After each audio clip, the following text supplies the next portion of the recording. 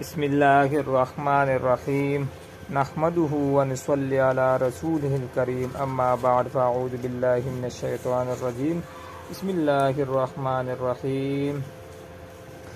جو شخص جمعے کے دن عصر کی نماز کے بعد اپنے جگہ سے اٹھنے سے پہلے 80 مرتبہ یہ درود پڑھ لیا کرے تو 80 سال کی اس کی صغائر گناہ معاف ہو جائے گی۔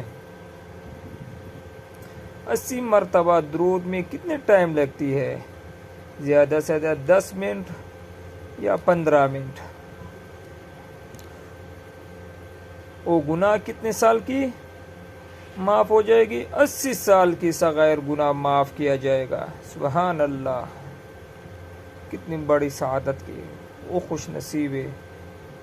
اور 80 سال کی عبادت کا ثواب اس کو بھی لکھا جائے گا۔ سبحان اللہ، یہ مختصر سی درود پاک ہے۔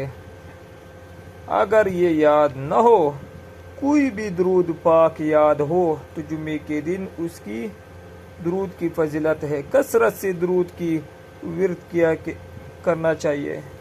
آپ صلی اللہ علیہ وسلم نے فرمایا، قیامت کے دن مجھ سے زیادہ قریب وہ آدمی ہوگا جو مجھ پر سب سے زیادہ درود پاک پڑھ لیا کرے۔ تو آپ جمعے کے دن خصوصاً زیادہ سے جتنا زیادہ ہوگے نبی کریم صلی اللہ علیہ وسلم پر درود پاک پڑھنا چاہیے۔ خوش نصیب ہے وہ آدمی جو جتنا زیادہ درود پڑھے گا، وہ قیامت کے دن نبی علیہ السلام کی بہت قریب ہو جائے گا۔ اس کے علاوہ سورہ کہف کی تلاوت اور کثرت سے دعا مانگنا، اللہ تعالی ہمیں نصیب فرمائے وہ گھڑی۔ اگر کوئی آدمی دل کی توجہ سے مانگے اور کسی خوش نصیب کو وہ گھڑی نصیب ہو جائے تو پیارے رسول اللہ صلی اللہ علیہ وسلم نے فرمایا، وہ گھڑی آخری وقت میں تلاش کرو، یعنی عصر سے مغرب کے درمیان۔